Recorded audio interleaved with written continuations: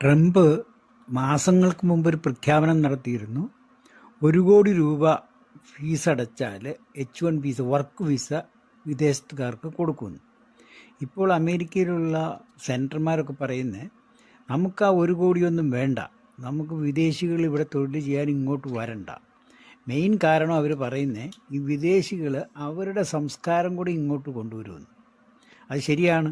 ഈ വിദേശത്തുള്ളവരൊക്കെ ഇവിടെ വന്നിട്ട്, അമേരിക്കയിൽ വന്നിട്ട് ഇവിടെ പ്രകടനങ്ങൾ നടത്തുക, കൊടി തോരണങ്ങൾ ഒട്ടിക്കുക, എന്നിട്ട് അതെല്ലാം വഴിസൈഡിൽ ഇട്ടിട്ട് ഓടിപ്പോവുക. അപ്പം നമ്മുടെ നാട്ടിൽ കാണാമല്ലോ, ഇലക്ഷൻ വരുമ്പം ഭൂമി മുഴുവൻ അവർ അലങ്കരിക്കും, കൊടി തോരണങ്ങൾ കൊണ്ടും ഫ്ലെക്സ് ബോർഡ് കൊണ്ടും പ്ലാക്കാർഡ് കൊണ്ടും. എന്നിട്ട് ഇത് എടുത്ത് കൊണ്ടുപോയി നശിപ്പിക്കുമോ? ഇല്ല. അത് 5 കൊല്ലം കഴിഞ്ഞ് അടുത്ത ഇലക്ഷൻ വരെ അതവിടെ തന്നെ കാണും. അപ്പോൾ ഇങ്ങനത്തെ ഒരു സംസ്കാരം അങ്ങോട്ട് കൊണ്ടുവരണ്ട. എന്തൊക്കെ പറഞ്ഞാൽ ഇവർ അമേരിക്കയുടെ സമ്പദ് വ്യവസ്ഥയെ സഹായിച്ചിട്ടുണ്ടെങ്കിലും ഇത് സഹിക്കാൻ പറ്റുന്ന കാര്യമല്ല. ഇനി ഇവർ ഇത്ര മിടുക്കരാണ് തൊഴിൽ ചെയ്യാനെങ്കിൽ സ്വന്തം നാട്ടിൽ തൊഴിൽ വികസിപ്പിക്കട്ടെ. എന്നിട്ട് അമേരിക്കക്കാരും വിദേശികളൊക്കെ ജോലി തേടി നിങ്ങളുടെ രാജ്യത്തോട്ട് വരട്ടെ. ഇതാണ് അവർ പറയുന്നത്. പിന്നെ മലയാളികൾ പ്രത്യേകിച്ച് നമുക്ക് പറയണ്ടല്ലോ. ഇവിടെ തൊഴിൽ ചെയ്യുന്നവരെ ചെയ്യിപ്പിക്കാണ്ടിരിക്കുക എന്നുള്ളതാണല്ലോ നമ്മുടെ സംസ്കാരം.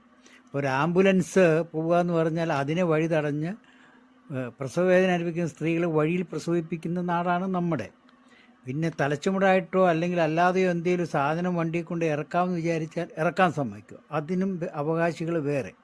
ഒരു കാർ എടുത്ത് എവിടെയെങ്കിലും പോകാമെന്ന് വിചാരിച്ചാൽ അതും സമ്മതിക്കുമോ? ടാക്സി എങ്ങാനും.